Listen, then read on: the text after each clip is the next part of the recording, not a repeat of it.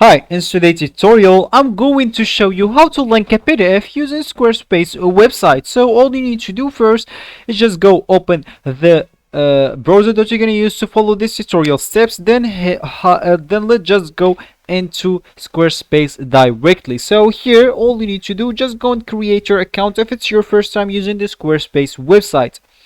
Then you'd like to go and create some templates for you, or choose not create some templates for you. Then of course I already do that, so I'm just going to click here at my icon, which will take me into my dashboard, and here I'll find the website that I already choose from the template. So let me just choose the first one here, or you can choose of course the one that you want.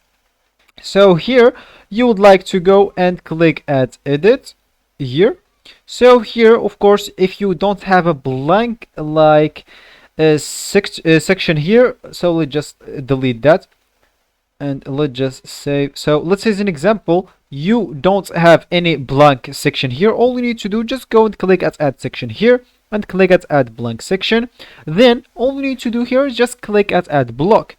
Here of course, all you need to do, just go and choose this embed, and here you will find this square right here. Just double click on that. They will actually give you the option to embed as a link or could snip. So of course I'm choosing the link. So let's just create a new tab. Let's just type random PDF and choose the first one.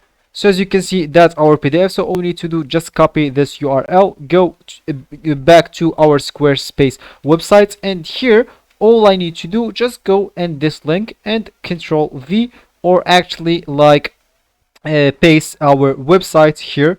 So as you can see, here we have the actual picture of our website, of course, and this embed square, or it's not a square anymore. You can even change pages. So that will be actually for the tutorial. I hope you like it. Thanks for watching, and goodbye.